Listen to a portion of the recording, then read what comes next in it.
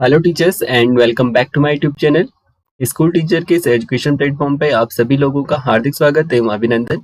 आज हम बात करने वाले हैं हिंदी प्रैक्टिस सेट की और ये हमारा सेट 4 यहाँ पे होने वाला है।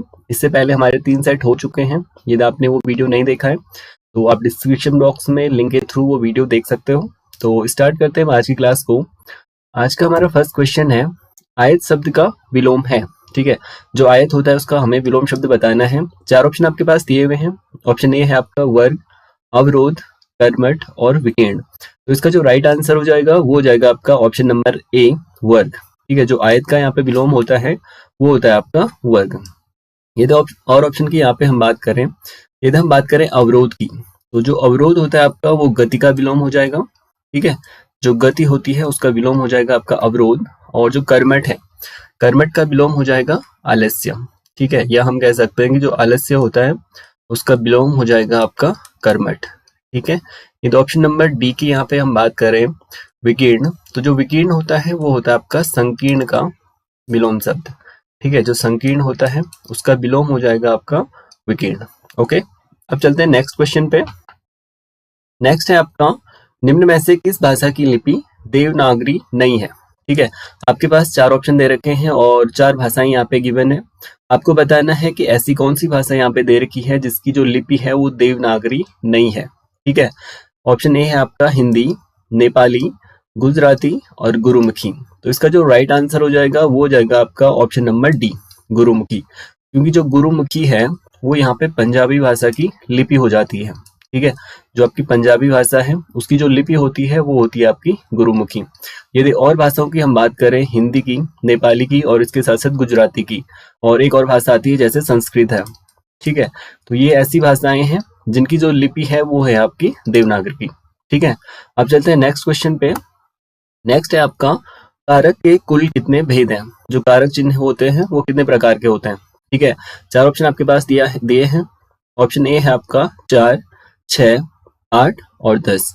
यदि हम बात करें हिंदी की, है ना, हिंदी को बेसिकली हम यहाँ पे डिस्कस कर रहे हैं, तो हिंदी में आपके कुल कारक चिन्ह होते हैं वो होते हैं आपके 8। ठीक है, हिंदी में जो कारक चिन्ह की संख्या होती है वो होती है 8।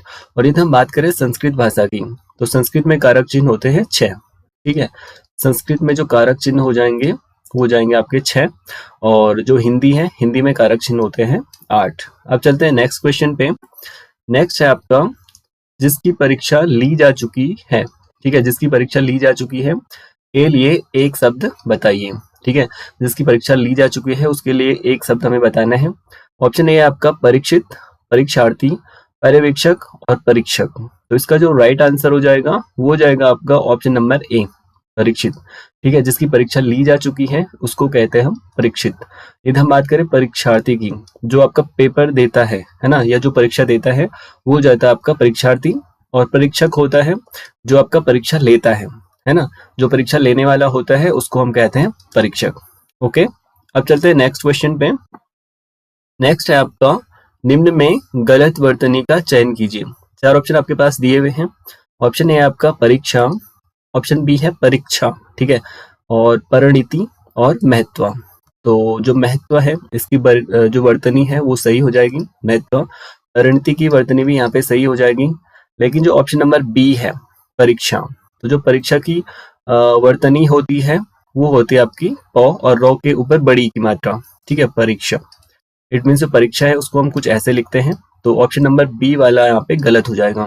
ठीक है, अब चलते हैं नेक्स्ट क्वेश्चन पे। नेक्स्ट है आपका, निम्न में से आकाश का पर्यायवाची नहीं है।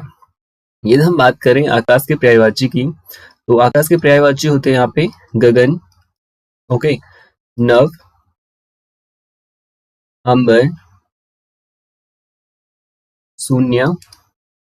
आकाश को हम यहाँ पे शून्य भी कहते हैं। ठीक है, सिनोनिम्स की यहाँ पे हम बात कर रहे हैं, व्योम, अंतरिक्ष, बहुत सारे हो जाएंगे। ठीक है, यदि हम बात करें ऑप्शंस की, तो इसमें से ये पूछ रहा है कि आकाश का पर्यायवाची नहीं है, कौन सा आपका ऐसा वर्ड है जो कि यहाँ पे आकाश का पर्यायवाची नहीं है।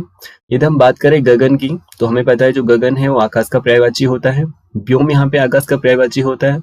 नभ यहाँ पे आकाश का पर्यायवाची होता है। लेकिन जो मार्तंड है, तो मार्तंड यहाँ पे आकाश का पर्यायवाची नहीं होता है, ये पर्यायवाची होता है आपका सूर्य का। ठीक है, सूर्य के यदि और पर्यायवाची की हम बात करें तो उसमें हो जाएगा आपका भानु, ठीक है, भानु है, रवि है और भास्कर है, ठीक है, बहुत सारे होते हैं तो ये आपके इंपॉर्टेंट हो जाएंगे। जो मार्तंड है, सूर्य का पर्यायवाची मार्तंड होता है, भानु होता है, रवि होता है, उसके साथ साथ भास्कर होता है। ओके, अब चलते हैं नेक्स्ट क्वेश्चन पे। नेक्स्ट है आपका कृपण शब्द का विलोम शब्द है, ठीक है। यदि हम बात करें कृपण की तो कृपण का अर्थ होता है कंजूस। ओके, कृपण कहते हैं हम कंजूस को। तो जो कंजूस का पर्यायवाची है वो हमें यहाँ पे बताना है। 4 ऑप्शन आपके पास दिए हुए हैं। ऑप्शन ए है यहाँ पे कृपाण, दानी और दाता, और ऑप्शन नंबर डी है यहाँ पे इनमें से कोई नहीं। यदि हम बात करें कृपण के विलोम शब्द की तो ऑप्शन नंबर बी वाला यहाँ पे राइट आंसर हो जाएगा। कंजूस का जो विलोम शब्द होगा वो हो जाएगा आपका दानी। इसके साथ साथ यदि हम बात करें ऑप्शन नंबर ए की कृपाण की, तो कृपाण होता है आपका जो छोटी तलवारें होती है ना, जो छोटी तलवार होती है उसको हम कहते हैं यहाँ पे कृपाण। ओके, तो अब चलते हैं नेक्स्ट क्वेश्चन पे। नेक्स्ट है आपका हिंदी दिवस कब मनाया जाता है। 4 ऑप्शन आपके पास दिए हैं। ऑप्शन ए है आपका 14 सितंबर, 10 जनवरी, 21 फरवरी और 30 मई। तो इसका जो राइट आंसर हो जाएगा वो हो जाएगा आपका ऑप्शन नंबर ए, 14 सितंबर। जो आपका हिंदी दिवस है वो आपका 14 सितंबर को मनाया जाता है। इसके साथ साथ यदि और ऑप्शन की हम बात करें तो ये 3 डेटें भी आपकी इंपॉर्टेंट हो जाती हैं। यदि हम बात करें 10 जनवरी की तो 10 जनवरी को आपको जो है विश्व हिंदी दिवस मनाया जाता है, ठीक है। मोस्ट इंपॉर्टेंट क्वेश्चन है, पूछा जा सकता है एग्जाम में, क्योंकि हिंदी दिवस से रिलेटेड क्वेश्चन पूछे जाते हैं, ठीक है। विश्व हिंदी दिवस आपका मनाया जाता है 10 जनवरी को। इसी को हम अंतर्राष्ट्रीय हिंदी दिवस भी कहते हैं, ठीक है। यदि इसके साथ साथ हम बात करें 21 फरवरी की तो 21 फरवरी को मनाया जाता है मातृभाषा दिवस। ओके, 21 फरवरी हो जाएगा आपका मातृभाषा दिवस। और ऑप्शन नंबर डी है यहाँ पे 30 मई। तो 30 मई को हम याद रख सकते हैं कि 30 मई को पत्रकारिता दिवस के रूप में मनाया जाता है। ओके, 30 मई हो जाएगा आपका पत्रकारिता दिवस।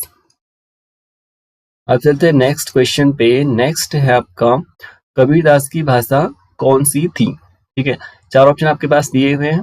ऑप्शन ए है आपका सद्दुकड़ी, प्राकृत, ब्रज और मानक भाषा। यदि हम बात करें कबीरदास की तो जो कबीरदास की भाषा हो जाएगी वो हो जाएगी आपकी सद्दुकड़ी, ठीक है। ऑप्शन नंबर ए यहाँ पे राइट आंसर हो जाएगा। तो नेक्स्ट क्वेश्चन है आपका निम्न में गलत वर्तनी का चयन कीजिए। ऑप्शन ए है आपका श्रद्धालु, ऑप्शन बी है आपका परीक्षा, ऑप्शन सी है यहाँ पे आविष्कार और ऑप्शन डी है यहाँ पे निरोग। यदि हम बात करें सही गलत वर्तनी की तो इसमें जो गलत वर्तनी है वो है आपकी ऑप्शन नंबर डी निरोग। क्योंकि जो निरोग है इसकी सही वर्तनी होती है 9 और 9 के ऊपर बड़ी की मात्रा। ओके, 9 में बड़ी की मात्रा हो जाएगी नी और रोग, ठीक है। तो जो निरोग है इसकी सही वर्तनी कुछ ऐसी हो जाएगी।